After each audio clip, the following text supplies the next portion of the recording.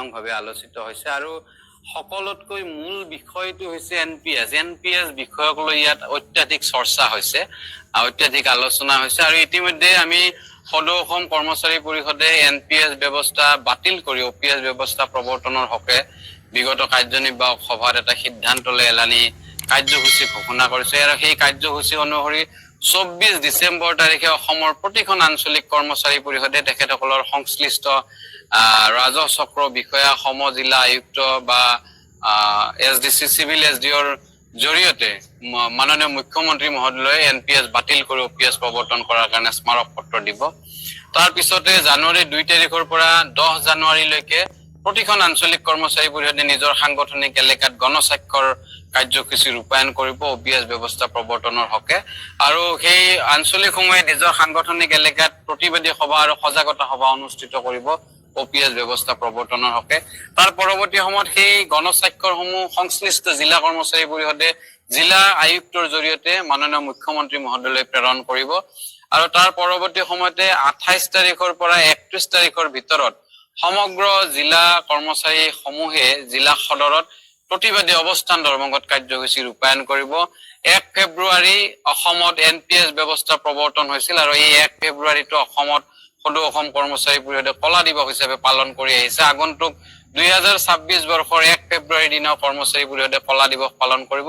আৰু ৰাইজক সজাগ কৰাৰ উদ্দেশ্যে সতৰ্ক কৰাৰ উদ্দেশ্যে সমগ্ৰ অসমৰ প্ৰতিখন জিলা সদৰত জিলা কৰ্মচাৰী পৰিষদসমূহে বাইক ৰেলীৰ জৰিয়তে এই সজাগতা সৃষ্টি অভিযান কৰিব মূলত এনপিএছ বিষয়বস্তুৰ ওপৰত আজি আলোচনা হৈছে আৰু আগন্তুক দিনত এই এনপিএছ বিৰোধী আৰু ওপিএছ প্ৰৱৰ্তনৰ হকে যি সংগ্ৰাম এই সংগ্ৰামত আমি জনাই জিলা কৰ্মচাৰী পৰিষদকে ধৰি অসমৰ প্ৰতিখন জিলা কৰ্মচাৰী পৰিষদৰ সন্মানীয় সতীৰ্থসকল আৰু সৰ্বস্তৰৰ কৰ্মচাৰী শিক্ষক কৰ্মচাৰীসকলৰ আমি সহযোগিতা বিচাৰিছো ইতিমধ্যে বিভিন্ন সময়ত অৱতাৰণা হৈছে যে বিভিন্ন সংস্থাই সদৌ অসম কৰ্মচাৰী পৰিষদৰ লগত সংঘবদ্ধভাৱে কাম কৰাত অপাৰগতা প্ৰকাশ কৰা আমি মুকলিভাৱে আহ্বান জনাইছো বিভিন্ন বিষয় ভিত্তিক কৰবাত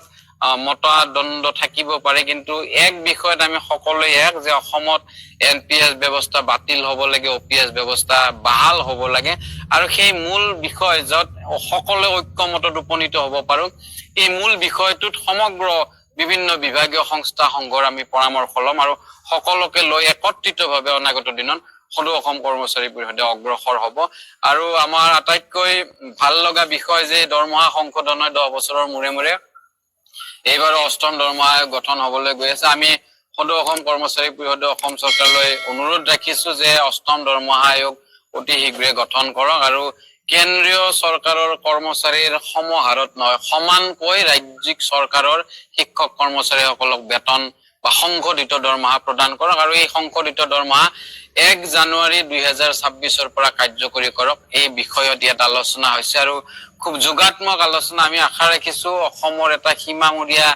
অঞ্চল জোনাই মহকুমা যত অৰুণাচলৰ বৰ্ডাৰ সীমামূৰীয়া এই অঞ্চলত আমাৰ জোনাইৰ শিক্ষক কৰ্মচাৰী সতীৰ্থসকল ইয়াত সাংগঠনিকভাৱে সংগঠন চলাই আছে তেখেতসকলক আন্তৰিক অভিনন্দন জনাইছো শুভেচ্ছা জনাইছো আজি আগন্তুক 2 বছৰৰ বাবে জোনাই জিলা কৰ্মচাৰী পৰিষদৰ নতুনকৈ এখন কাৰ্যনিৰ্বাহক সমিতি হৈছে স্বপ্নৰঞ্জন মহেঙ্গিয়া সভাপতি নিৰ্বাচিত হৈছে জয়ন্ত তায়ে সাধাৰণ সম্পাদক নিৰ্বাচিত হৈছে আমি সদৌ অসম কৰ্মচাৰী পৰিষদৰ তৰফৰ পৰা নৱ নিৰ্বাচিত সমিতিখনলৈ আন্তৰিক অভিনন্দন কৃতজ্ঞতা জনাইছো আৰু আশা ৰাখিছো অনাগত দিনত সদৌ অসম কৰ্মচাৰী পৰিষদৰ যে সাংগঠনিক ভেটি এই জোনাই মহকুমাত সাংগঠনিক ভেটি সুদৃঢ় হ'ব শক্তিশালী হ'ব সেই আশা ৰাখিছো বহুত দিনীয়া আপোনালোকৰ দাবী চৰকাৰৰ ওপৰত দাবী কৰি আছে এতিয়ালৈকে পৰিৱৰ্তন হোৱা নাই চৰকাৰক কি বুলি আহ্বান জনাব ন চৰকাৰক আমি অনুৰোধ জনাইছো আহ্বান জনাইছো যে এনপিএছ ব্যৱস্থা বাতিল হ'ব লাগে ওপিএছ ব্যৱস্থা প্ৰৱৰ্তন কৰিব লাগে আৰু যি ব্যৱস্থাৰ জৰিয়তে অসমৰ এনপিএছ কৰ্মচাৰীসকলৰ অৱসৰকালীন জীৱনৰ নিৰাপত্তা সুনিশ্চিত হ'ব আমি সেইটোৱে বাৰ কৈছো যে এনপিএছৰ অধীনস্থ শিক্ষক কৰ্মচাৰীসকলৰ অৱসৰকালীন জীৱনৰ নিৰাপত্তা সুনিশ্চিত কৰাৰ দায়িত্ব অসম চৰকাৰৰ আৰু অসম চৰকাৰলৈ সেইটোৱে পুনৰাই বাৰ আমি সেইটোৱে আহ্বান ৰাখিছো যে ওপিএছ ব্যৱস্থা প্ৰৱৰ্তন কৰি শিক্ষক কৰ্মচাৰীসকলৰ অৱসৰকালীন জীৱনৰ নিৰাপত্তা সুনিশ্চিত কৰিব অসম চৰকাৰৰ অধীনস্থ শিক্ষক কৰ্মচাৰীসকলৰ বৃহত্তম যৌথ মঞ্চ সদৌ অসম কৰ্মচাৰী পৰিষদ আৰু সদৌ অসম কৰ্মচাৰী পৰিষদৰ 40 সংখ্যক যি বাৰ্ষিক সাধাৰণ সভা আজিৰে পৰা 3দিনীয়া বৰ্ণাঢ্য কাৰ্যসূচীৰে যোৰহাট জিলা কৰ্মচাৰী পৰিষদৰ আতিথ্যত আৰু অবিভক্ত শিৱসাগৰ জিলা কৰ্মচাৰী পৰিষদসমূহৰ সহযোগত ইয়াত অনুষ্ঠিত হৈছে CKB কলেজ যোৰহাট প্ৰেক্ষাগৃহত। আৰু আজি ৰাতিপুৱা গছপুলি ৰোপণ কাৰ্যসূচীৰ জৰিয়তে এই কাৰ্যসূচী শুভাৰম্ভণি হৈছে। আবেলিৰ ভাগত প্ৰতিনিধি শিবিৰ মুকলি, কাৰ্যনিৰ্বাহক সভা, প্ৰতিনিধি সভা অনুষ্ঠিত হ'ব। কাইলৈ ৰাতিপুৱা পতাকা উত্তোলন, শ্বহীদ তৰ্পণ, স্মৃতি তৰ্পণ অনুষ্ঠান হ'ব আছে আৰু তাৰ পিছতে মুকলি সভা হ'ব। ইতিমধ্যে অসমৰ মাননীয় মুখ্যমন্ত্ৰী ডক্টৰ হিমন্ত বিশ্ব শৰ্মা ডাঙৰীয়া সমন্বিতে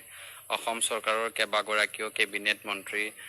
এই বৃহত্তৰ শিৱসাগৰ জিলাৰ বিভিন্ন সমষ্টিৰ সন্মানীয় বিধায়কসকল, আমাৰ অসম জাতীয়তাবাদী যুৱ ছাত্ৰ পৰিষদৰ কেন্দ্ৰীয় সভাপতি পলাশ চাংমাই ডাঙৰীয়া, অসম সাহিত্য সভাৰ সন্মানীয় সভাপতি ডক্টৰ গোস্বামী ছাৰে আমাৰ এই স্মৃতিগ্ৰন্থ যিখন হ'ব সেইখন আনুষ্ঠানিকভাৱে শুভ উন্মোচন কৰিব। আৰু কাইলৈ অসমৰ বিভিন্ন পৰ্যায়ৰ শিক্ষক কৰ্মচাৰীসকলে এই অধিৱেশনত অংশগ্ৰহণ কৰিব। সদৌ অসম কৰ্মচাৰী পৰিষদৰ অন্তৰ্গত 52খন জিলা সমিতিৰ 8জনকৈ প্ৰতিনিধি, মূল প্ৰতিনিধি ইয়াত অংশগ্ৰহণ কৰিব। পৰিষদৰ অন্তৰ্গত সংস্থা সংঘৰ সন্মানীয় প্ৰতিনিধিসকলে ইয়াত অংশগ্ৰহণ কৰিব আৰু অনাগত দিনত কৰ্মচাৰীসকলৰ বিভিন্ন সমস্যা সন্দৰ্ভত ইয়াত আলোকপাত হ'ব, বিতংভাৱে ইয়াত আলোচিত হ'ব। বিশেষভাৱে আজিৰ বা এই প্ৰতিনিধি সভাই তাৎপৰ্য বহন কৰিব বা বিশেষভাৱে আলোচিত বিষয় হিচাপে বিবেচিত হ'ব 8ম দৰমহা আয়োগ। আৰু যি দৰমহা আয়োগৰ জৰিয়তে 10 বছৰৰ মূৰে মূৰে কৰ্মচাৰীসকলে সংশোধিত দৰমহা পায়। আৰু আমি আশাবাদী যে পুৰণা বছৰে 2025 চনটো উকলি যাবলৈ আৰু কেইটামান দিন আছে। আমি আশাবাদী অসম চৰকাৰে 2025 চনৰ এই ডিচেম্বৰ মাহৰ ভিতৰতে 8ম দৰমহা আয়োগ গঠন কৰিব আৰু 8ম দৰমহা আয়োগে তেখেতসকলৰ প্ৰতিবেদন খুব ক্ষিপ্ৰতাৰে প্ৰস্তুত কৰি সেই প্ৰতিবেদনৰ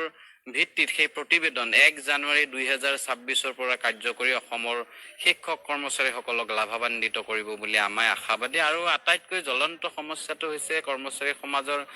NPS ব্যৱস্থা, যি ব্যৱস্থাই সৰ্বস্তৰৰ কৰ্মচাৰী শিক্ষকক আশ্বস্ত কৰিব পৰা নাই। আৰু আমি সেইকাৰণে সদৌ অসম কৰ্মচাৰী পৰিষদে স্পষ্টভাৱে কৈছোঁ যে NPS ব্যৱস্থা বাতিল হ'ব লাগে আৰু অতি সম্প্ৰতি ঘোষিত EPS ব্যৱস্থাও বাতিল হ'ব লাগে আৰু পুৰণি পেঞ্চন ব্যৱস্থা পুনৰ প্ৰৱৰ্তন হ'ব লাগে, যি পেঞ্চন ব্যৱস্থাৰ জৰিয়তে NPS কৰ্মচাৰীসকলে অৱসৰকালীন জীৱনৰ নিৰাপত্তা সুনিশ্চিত অনুভৱ কৰিব পাৰে বা সুনিশ্চিত হ'ব পাৰে। সেই দাবী আমি জনাইছোঁ। আমি আশাবাদী অনাগত দিনত নিশ্চিতভাৱে OPS ব্যৱস্থা প্ৰৱৰ্তনৰ জৰিয়তে কৰ্মচাৰী সমাজৰ অৱসৰকালীন জীৱনৰ নিৰাপত্তা সুনিশ্চিত কৰিব চৰকাৰে। সেই আমি যোগাত্মকভাৱে আশা কৰিছোঁ, আমাৰ দাবী থাকিব। আৰু বিভিন্ন পৰ্যায়ত বিভিন্ন বিভাগীয় সংস্থা সংঘৰ সন্মানীয় প্ৰতিনিধিসকলৰ যি অভাৱ অভিযোগ বা বিভিন্ন সমস্যা, বিভাগীয় সমস্যা সন্দৰ্ভত আলোচনা কৰি এখন নতুন দাবী চনত আমি প্ৰস্তুত হ'ব। ইতিমধ্যে বিগত বৰ্ষত কেইবাটাও দাবী অসম চৰকাৰে আমাক পূৰণ কৰি দিছে। এই চেগতে তেখেতসকলৰ কৃতজ্ঞতাও জ্ঞাপন কৰিছোঁ আৰু নতুন দাবী সংযোজন হ'ব।